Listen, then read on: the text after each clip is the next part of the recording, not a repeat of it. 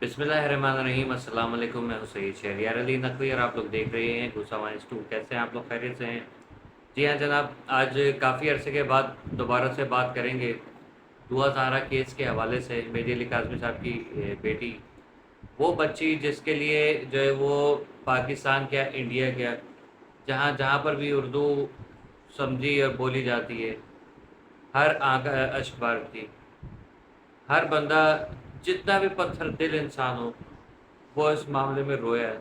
दुआएं की, गिड़गिड़ा के नमाज़ों में दुआएं की हैं, रोज़े रखे, जो कुछ भी किया, जैसे भी हुआ, खाने काबा हो या ज़ियारात हों, आइमा ताहरीन अलैहिस्सलाम की अहले बैत की जितने भी रोज़े हैं वहाँ पर दुआएं कराई गई बाकायदा तौर पे, मन्नतें मुरादें मानी गई और बिल आखिर किसी तरीके से बच्ची को 1 साल के गैप के बाद, 1 साल की अनथक मेहनत के बाद हासिल कर लिया जाता है। इस मेहनत में सिर्फ ये नहीं कि खाली बच्ची को हासिल कर लिया गया, बल्कि इसमें कई आईओ तब्दील कराए गए, कई जजेस जो है वो उनकी मौतली उनको तब्दील कराया गया।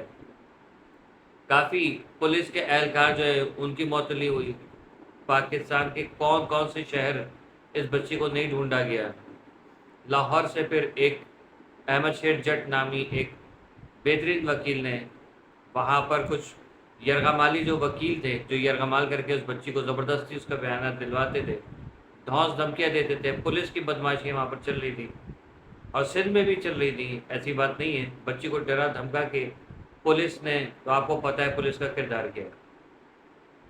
खैर, अहमद शेर जट साहब ने उसको, बच्ची को वहाँ से बाजियाब कराया, एक दिन के अंदर ऑर्डर लेके, और उस बच्ची को फ़ौरन जो वहाँ से क्या कहते हैं, लाहौर से कराची भिजवाया, जो कि इनकी काबिलियत को कोई शक नहीं। बहुत बड़े बड़े दावेदार भी घुसे इसमें, जिन्होंने किया तो कुछ भी नहीं, डींगे बड़ी मारी। कराची में ये केस लड़ रहे थे जिब्रान नासिर साहब, और तकरीबन ये समझ लें कि उन्होंने हर तरीके का प्रॉपर काम करके दे दिया इसमें, जबकि हमारी अदालतें और हमारे इदारे जो हैं, ख़ास तौर पे पुलिस, मुजरिमान को पकड़ने में नाकाम रहे।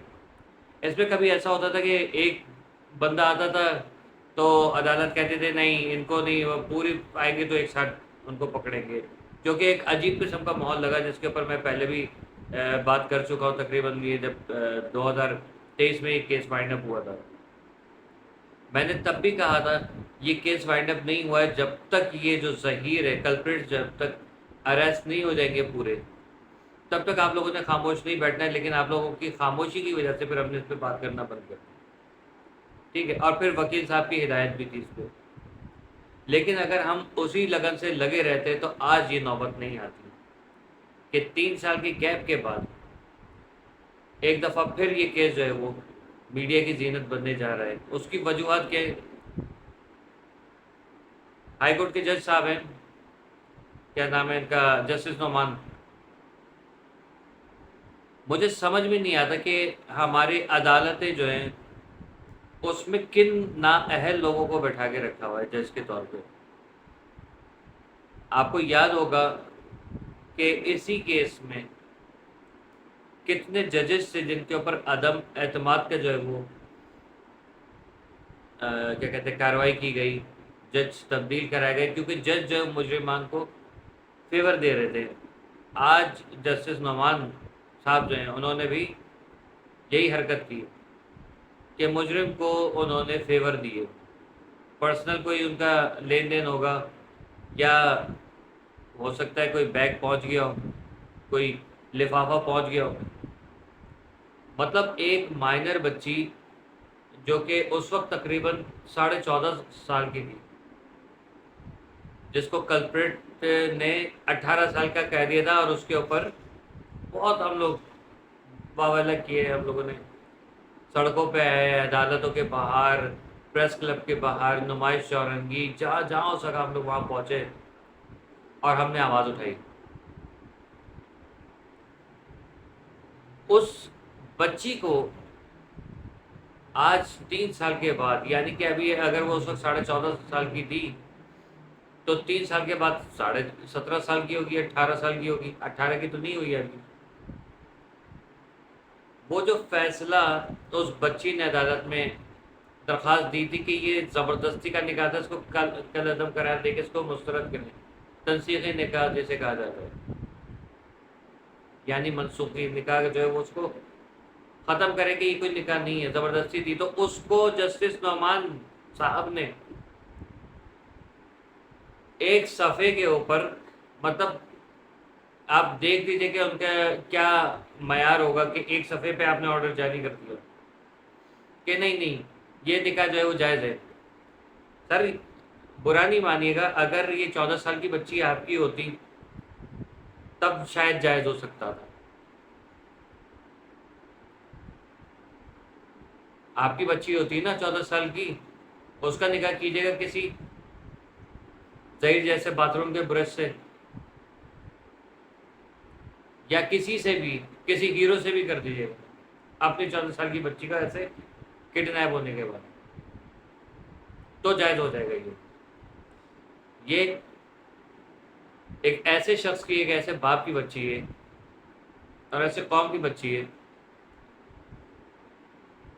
کہ جو اس سے بے انتہا پیار کرتے ہیں۔ یہ دعا زارہ عام بچی نہیں ہے، یہ وہ ہے جس کی وجہ سے ہمیں پتہ چلا ہمارا نظام کیا چل رہا ہے۔ یہ اس مہدی کاظمی کی بیٹی ہے۔ ہو سکتا ہے لوگ کہیں آپ نام کیوں لے رہے ہیں، لیکن نام لینا پڑا ہے بھائی، تاکہ لوگ کو یاد دلائیں، اور لوگ ان لوگوں کے اوپر تو لعنت ہے بہت بڑی جو نیچے بکواسیں کر رہے ہوتے ہیں کہ مذاق اڑا رہے ہیں، ابھی تک مذاق اڑا رہے ہیں، نہ عقل نہ شکل، جو شاید ایسا لگتا ہے کہ دماغ سے پیدل فارغ۔ خیر، جبران ناصر اور مہدی علی کاظمی صاحب اس کے اوپر کام کر رہے ہیں، انشاءاللہ انہوں نے میرے خیال میں کل اس کے اوپر فائل کریں گے کیس، اور اللہ کرے یہ جلد از جلد جو ہے وہ وائنڈ اپ ہو۔ اب میں آپ کو ایک چیز بتاؤں، نیگلیجنسی آف سب لوگ، نااہلی، سب کی نااہلی، اگر عدالت میں ایک بندہ پیش ہو رہا تھا، جیسے میں نے آپ سے 3 سال پہلے بھی بات کی تھی، عدالت میں ایک بندہ اگر پیش ہو رہا تھا تو اسی کی جب ناقابل ضمانت گرفتاری کے وارنٹ جاری ہوئے ہیں تو اس کو کیوں نہیں آپ نے اریسٹ کیا؟ باقی خود آ جاتے مچھلی جال میں۔ عجیب قسم کا یہاں پر ماحول ایک سجایا گیا کہ نہیں، جب تک پورے نہیں آ جائیں گے تب تک اریسٹ نہیں کریں گے۔ یار کیا ہو گیا آپ لوگ؟ نکاح خان تھا، نکاح خان نے کہا تھا کہ میں نے نکاح کرایا ہی نہیں، اس کے بیانات آج بھی موجود ہیں، اور جب نکاح خان کہہ رہے کہ میں نے نکاح ہی نہیں کرایا، سب کچھ ڈرامہ تھا یہ، تو جج صاحب نے کس برتے پہ یہ جو جھوٹا گندا گھٹیا فیصلہ دیا ہے؟ ان کو فوری طور پہ برطرف کیا جائے اور ان کے خلاف کارروائی کی جائے، کیونکہ یہ عدالتیں نہیں ہیں، عدالتوں کا معیار یہ نہیں ہے۔ ان کے بینک اکاؤنٹ چیک کیے جائیں، کن تاریخوں میں ان کے سیلری سے ایکسٹرا آرڈینری پیسے آئے، ذرا وہ بھی چیک کیے جائیں، اور یقیناً پیسے کھا کے انہوں نے یہ بیان دی، یہ سارا فیصلہ دیا ہے، ورنہ کوئی ہوش میں رہ کے یہ فیصلہ نہیں دے سکتا۔ یا تو لفافہ پہنچ گیا، یا پھر یہ کہ بس جلدی جلدی۔ ہمیں یاد ہے بہت اچھے طریقے سے کہ ایک جج صاحب تھے جو اس پہ بہت جلدی فیصلہ، مطلب ہو چکا تھا، سب کچھ ہو چکا تھا، کہ جنہوں نے کوشش کی کہ نہیں یہ بہت دنیا دیکھے، اس کو ذرا اوپر تک لے کے جائیں، سپریم کورٹ تک جانا چاہیے، سپریم کورٹ آف پاکستان تک اس کی بات ہونی چاہیے، اسمبلی میں میرے فیصلے کی بات ہونی چاہیے۔ انہوں نے چھجور پنے کے اندر اس بچی کو، اس باپ کو لٹکا کے رکھا، اور وہ کتے کے منہ جو ہے وہ گھوم رہے ہیں آج تک۔ ظہیر، باتھ روم کا برش، اور وہ اس کا بھائی شبیر، باتھ روم والا پمپ، اور وہ فریج میں رکھا ہوا آٹا، نور بی بی۔ اگر ہمارے یہاں انصاف کام کر رہا ہوتا صحیح طریقے سے، پولیس صحیح طریقے سے کام کر رہی ہوتی، تو آج ایسی چیزوں کا جو ہے نا پیدا ہونا جو ہے ناممکن ہے۔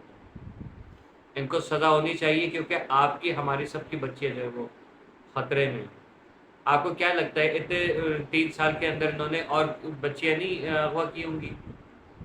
اور بچیوں کو نہیں انہوں نے شادیاں کر کر کے نکاح نامے دکھائے ہوں گے؟ آپ کو کیا لگتا ہے یہ کیا کرتے ہیں ان بچیوں کے ساتھ؟ تبلیغیں کر رہے ہوتے ہیں کیا ان کو بٹھا کے؟ دین کی تعلیم دے رہے ہوتے ہیں؟ زندگی کے حضور امور خانہ داری سکھا رہے ہوتے ہیں کیا؟